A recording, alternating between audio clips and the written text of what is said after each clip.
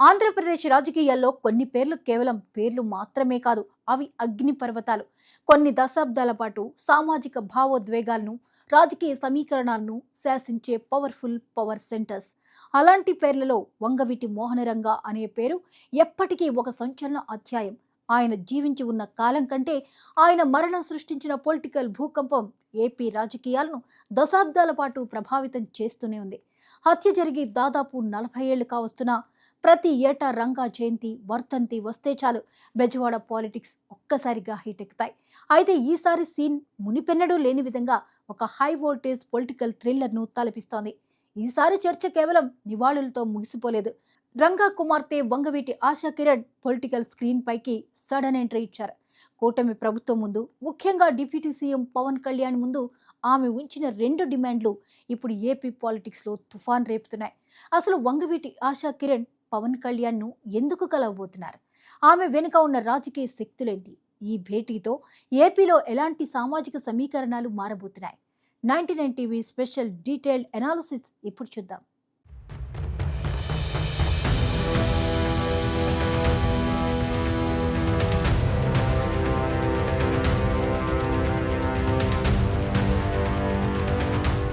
Flash back 1980 నాటి విజయవాడ.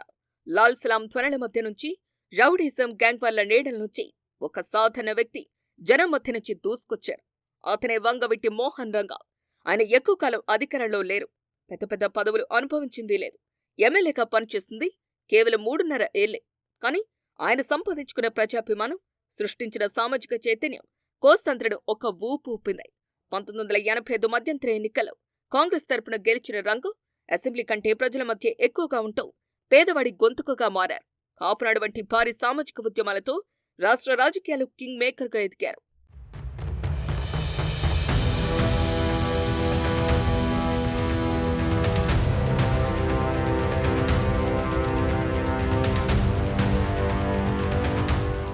కానీ scene cut చేస్తే 1988 డిసెంబర్ 26 విజయవాడ నడిపొడ్డున రాఘవయ్య పార్క్ సాక్షిగా నడిచిన ఆ భయానక రక్తక్షరాల కాండ ఏపీ చరిత్రలోని అతిపెద్ద పొలిటికల్ క్రైమ్ థ్రిల్లర్.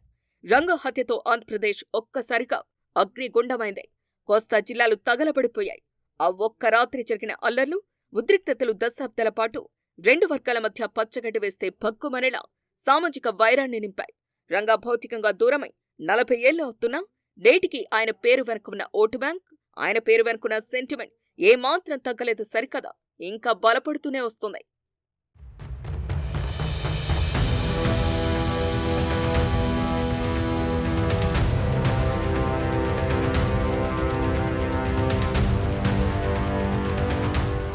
ప్రతి ఏటా రంగా జయంతి నాడు విజయవాడ వీధులు రంగస్మరణతో మారుమోగుతాయి. అయితే ఈసారి మాత్రం రాజకీయ వేడి మునుపటి కంటే చాలా ఎక్కువగా కనిపిస్తోంది. దానికి కారణం రంగా కుమార్తె ఆశా కిరణ్ స్వయంగా తెరపైకి రావటం. సాధారణంగా వంగవీటి వారసత్వాన్ని అన్న వంగవీటి రాధాకృష్ణ మోస్తూ వస్తుండగా ఈసారి చెల్లెలు ఆశా కిరణ్ గొంతు విప్పటం బెజవాడ పాలిటిక్స్ లో సరికొత్త చర్చకు దారితీసింది. రంగా జయంతి వేడుకలో పాల్గొన్న ఆమె కూటమి ప్రభుత్వం ముందు 2 అత్యంత పవర్ఫుల్ డిమాండ్లనుంచారు. ఆ డిమాండ్లు ఏపీ సర్కార్ను ఒక పెద్ద ధర్మ సంకటంలోకి నెట్టివేసేలా ఉన్నాయి అనేది విశ్లేషకుల మాట.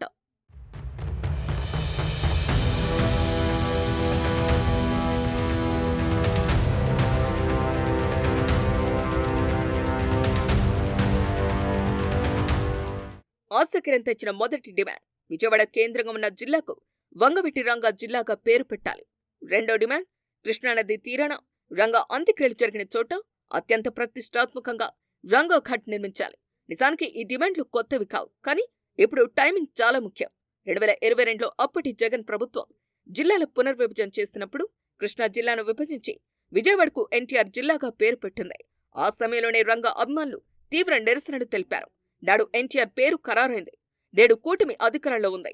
ఇప్పుడు మళ్లీ అదే డిమాండ్ను రంగా కుమార్తె తెరపైకి తేవటం రాజకీయంగా పెను సంచలనంగా మారింది.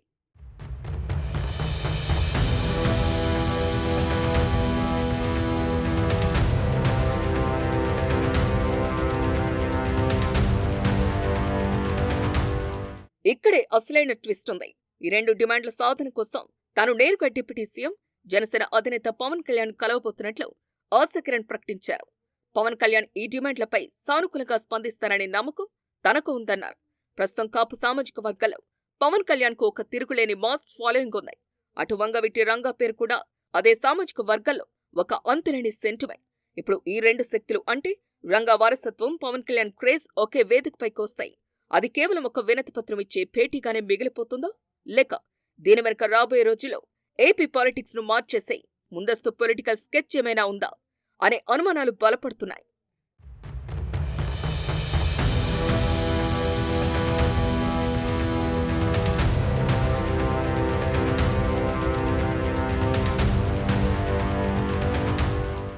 ఈ పొలిటికల్ డ్రామాలో మరో ఆసక్తికరమైన యాంగిల్ వంగవీటి కుటుంబంలో మారుతున్న సమీకరణాలు.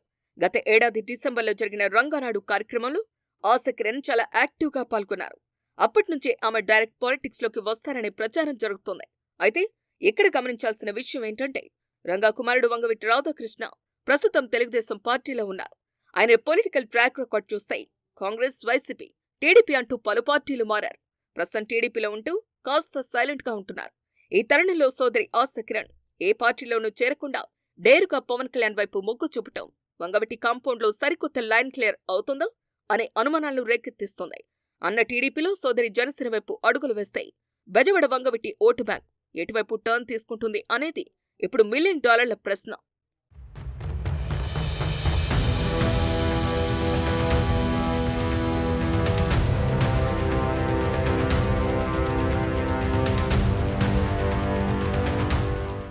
అయితే ప్రభుత్వ కోణంలో చూస్తే ఈ సమస్యలు అంత ఈజీగా తేలేవి కావు. ఇప్పటికే ఒకసారి ఖరారైన ఎన్టీఆర్ జిల్లా పేరును మార్చడం అంటే అది అటు నందమూరి అభిమానులు, ఇటు తెలుగుదేశం పార్టీ శ్రేణులు తీవ్ర అసంతృప్తికి దారితీస్తుంది. కూటమి ప్రభుత్వంలో ఉన్న చంద్రబాబు, పవన్ కళ్యాణ్ ఇద్దరికీ ఇది అత్యంత సున్నితమైన అంశం.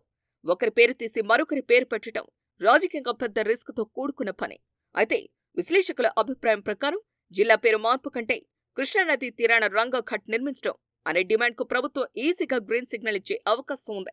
దీనివల్ల వంగవీటి అభిమానులను శాంతింపచేయటంతో పాటు సామాజికంగా కూటమికి పెద్ద మైలేజ్ వస్తుందని భావిస్తున్నారు.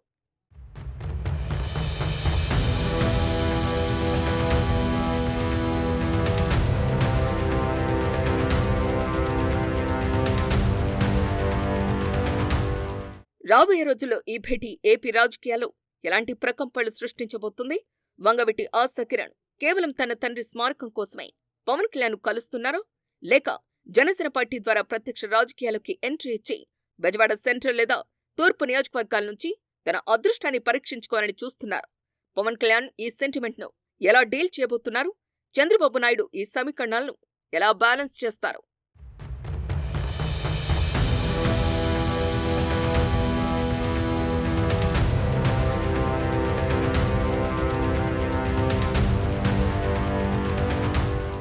ఏది ఏమైనా వంగవీటి రంగా అనే పేరు నాడు నేడు ఏనాడైనా ఆంధ్రప్రదేశ్ రాజకీయాలు ఒక పవర్ఫుల్ వెపన్.